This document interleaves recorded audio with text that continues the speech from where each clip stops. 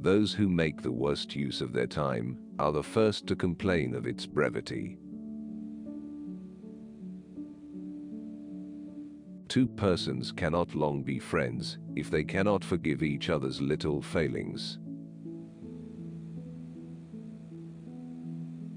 Life is a tragedy for those who feel, and a comedy for those who think.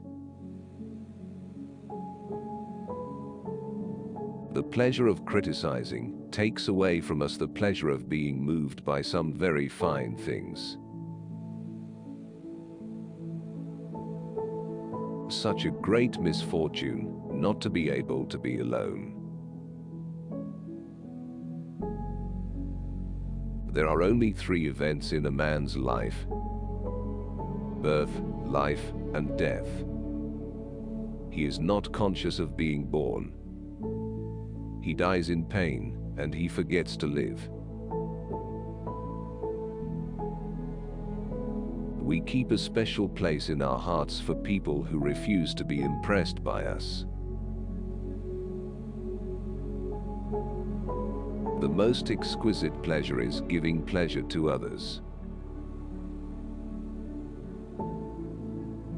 Sudden love takes the longest time to be cured. When a book raises your spirit and inspires you with noble and manly thoughts, seek for no other test of its excellence. It is good and made by a good workman. The unnamed should not be mistaken for the non-existent. Most men make use of the first part of their life to render the last part miserable. Out of difficulties grow miracles. If some persons died and others did not die, death would indeed be a terrible affliction.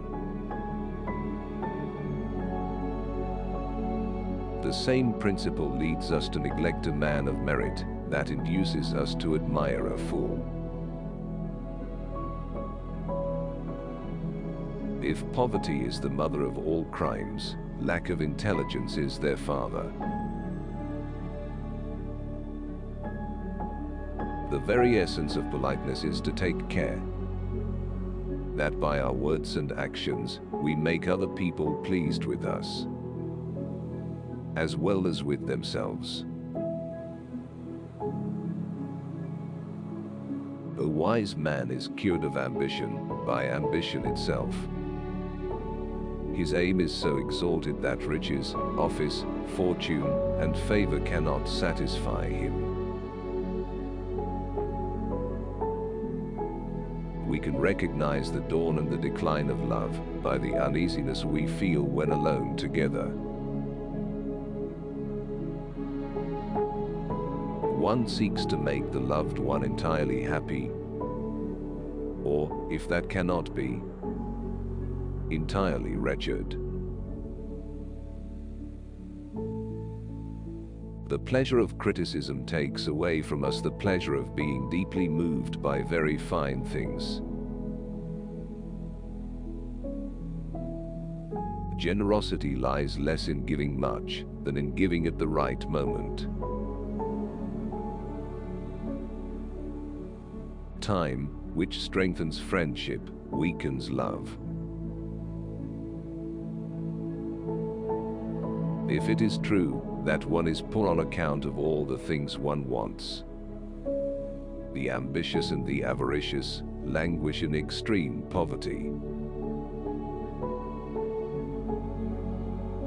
Not to be able to bear with all bad-tempered people with whom the world is crowded shows that a man has not a good temper himself. We are afraid of the old age which we may never attain. Grief at the absence of a loved one is happiness compared to life with a person one hates. A man is rich whose income is larger than his expenses, and he is poor if his expenses are greater than his income. There is no road too long to the man who advances deliberately and without undue haste. There are no honors too distant to the man who prepares himself for them with patience. Everything has been said, and we are more than 7,000 years of human thought too late. That we seldom repent of talking too little, and very often of talking too much, is a maxim that everybody knows and nobody practices. To laugh at men of sense is the privilege of fools. A person's worth in this world is estimated according to the value they put on themselves. No vice exists which does not pretend to be more or less like some virtue, and which does not take advantage of this assumed resemblance.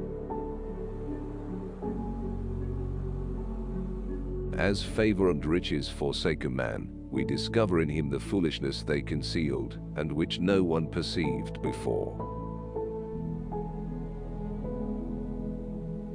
The same common sense which makes an author write good things, makes him dread they are not good enough to deserve reading. We should only endeavor to think and speak correctly ourselves, without wishing to bring others over to our taste and opinions. This would be too great an undertaking.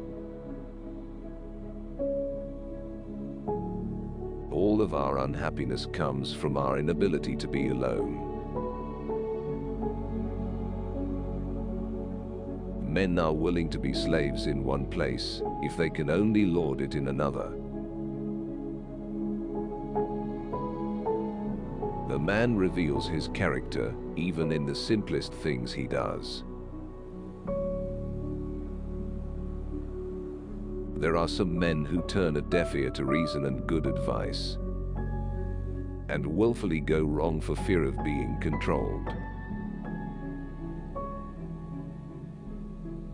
Time makes friendship stronger, but love weaker.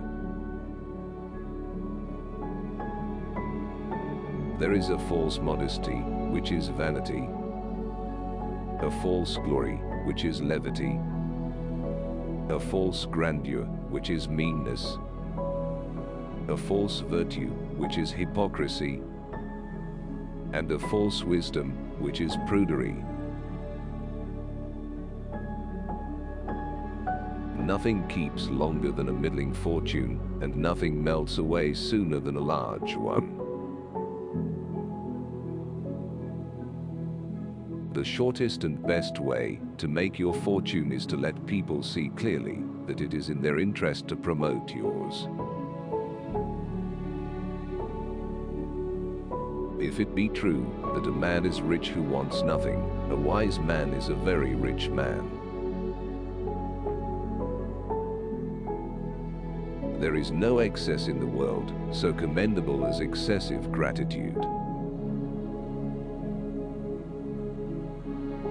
When a woman doesn't take her eyes off a man, or takes them away from him all the time, everyone immediately understands what it means. If this life is unhappy, it is a burden to us, which it is difficult to bear.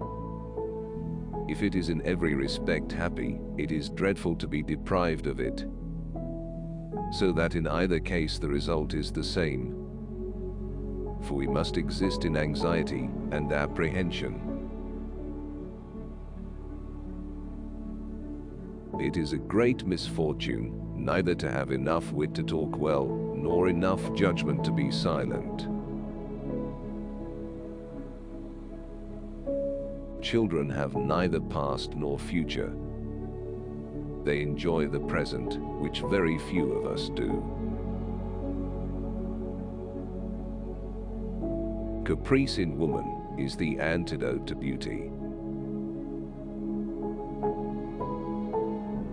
A party spirit betrays the greatest men to act as meanly as the vulgar herd.